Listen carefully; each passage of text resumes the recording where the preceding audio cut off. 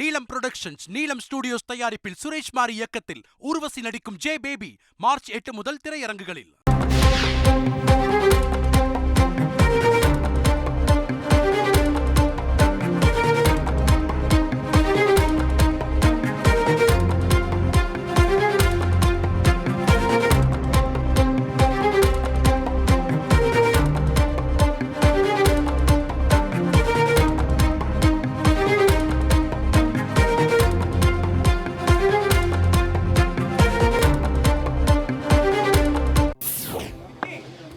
கழகத்துடைய பொதுச் செயலாளர், முன்னாள் முதலமைச்சர், எதிர்க்கட்சி தலைவர், வருங்கால முதலமைச்சர் எடப்பாடியார் ஆணையின்படி தேசிய முற்போக்கு திராவிட கழகத்துடைய தலைவர்,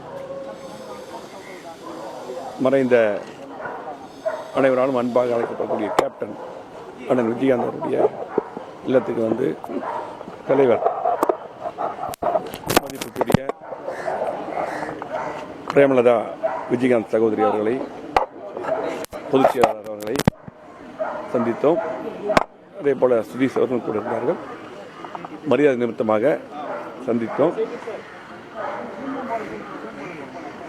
அதாவது ரெண்டு பக்கமும் குழு போடப்படும் என்று சொல்லியிருக்கிறார்கள். குழு போட்ட பின்னால் மற்ற பிரச்சனைகள்லாம் பேசிக்கலாம். கூட்டணி உறுதி எடுத்துக்கலாமா? அதிமுக தேமுதிக கூட்டணி உறுதி எடுத்துக்கலாமா? நேரடியா வந்து ரெண்டு பேரும் சந்திச்சு பேசணும்னா அப்புறம் நீங்க இன்னைக்கு வந்து மரியாதை பார்த்துக்கோம். நீ ரெண்டு பக்கம் குழு போடுவாங்க, அதுக்கப்புறம் பேச்சுவார்த்தை நடக்கும். நன்றி.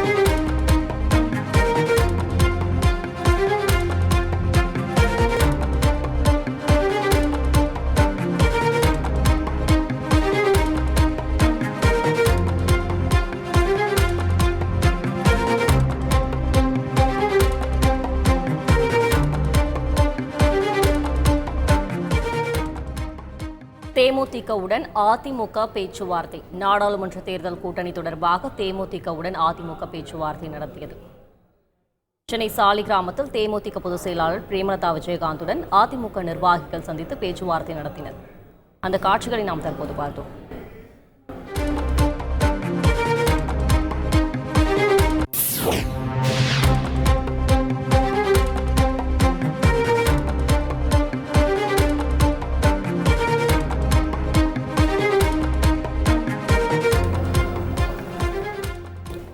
இது பற்றின கூடுதல் விவரங்களை நமது செய்தியாளர் பிரகாஷ் வழங்க கேட்கலாம். வணக்கம் பிரகாஷ், இது பற்றின முழு விவரங்களை பதிவு செய்யுங்கள். தேமுதிக பொதுச் செயலாளர் திருமதி பிரேமலதா விஜயகாந்தை அதிமுக தொகுதி பங்கீட்டு குழுவில் இருக்கக்கூடிய நிர்வாகிகள், முன்னாள் அமைச்சர்கள் திரு SP வேலுமணி, திரு தங்கமணி, திரு KP அன்பழகன், திரு பெஞ்சமின் உள்ளிட்டவர்கள் சந்தித்து பேசினாங்க. இந்த சந்திப்பு கிட்டத்தட்ட ஒரு அரை மணி நேரம் நீடித்தது. சந்திப்பு முடிந்து வெளியே வந்து கூட்டாக செய்தியாளர்களை சந்தித்தாங்க. SP வேலுமணி அவர்கள் தான் செய்தியாளர்களுக்கு பேட்டியளித்தார். இந்த சந்திப்பு என்பது மரியாதை நிமித்தமான சந்திப்பு எனவும், கூட்டணி தொடர்பான அடுத்தடுத்த கட்ட பேச்சுவார்த்தை நடத்துவதற்காக தேமுதிக தரப்பில் குழு அமைக்கப்பட இருப்பதாகவும், விரைவில் அடுத்த கட்ட பேச்சுவார்த்தை நடைபெறும் என்று தெரிவித்திருக்கிறார்.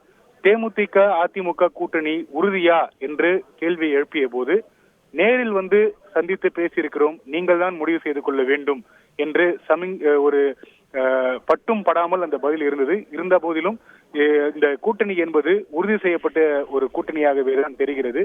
இதனால் வரைக்கும் திரைமறைவு பேச்சுவார்த்தை நடத்தி வந்த நிலையில முதல் முறையாக தேமுதிக பொதுச் செயலாளர் திருமதி பிரேமலதா விஜயகாந்த் அவர்களை அதிமுக நிர்வாகிகள் நேரில் வந்து சந்தித்து பேசிவிட்டு சென்றிருக்கிறாங்க.